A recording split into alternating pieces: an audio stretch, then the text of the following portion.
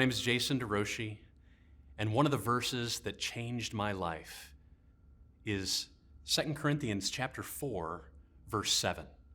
We read, "But we have this treasure in jars of clay, to show that the surpassing power belongs to God and not to us." What is this treasure?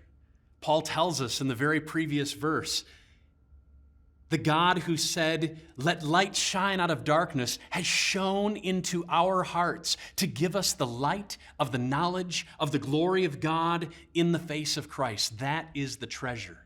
And the treasure has been put into our hearts, and yet we're just jars of clay.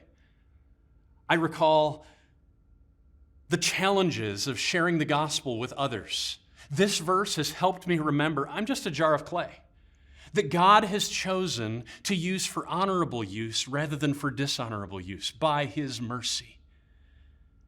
And the treasure that's in me is light that can change others' lives, light that has changed my life, the light of the knowledge of the glory of God in the face of Jesus. And He's put this light in me, and I'm just a jar of clay. And in fact, God wants it that way. He wants me to remember my neediness. He wants me to remain humble in order that I might see that He is the great giver. And all of a sudden, I receive help. He gets exalted as the helper, and I'm the recipient of all of this mercy. All of this in order to show that the surpassing power comes not from us, but from Him.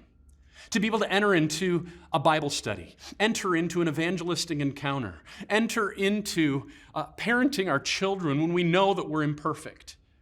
How do we do it? Where do we gain the fuel? We do it knowing that we're just a jar of clay and God made us this way, and yet He wants to use us as we are in order to show that the surpassing power comes not from us, but from Him. He gets the glory, we get the help, and all of a sudden the gospel is spreading, the kingdom is advancing, churches are becoming more healthy as we see the glory of God in the face of Christ working its way out through us. I want to be that kind of a person.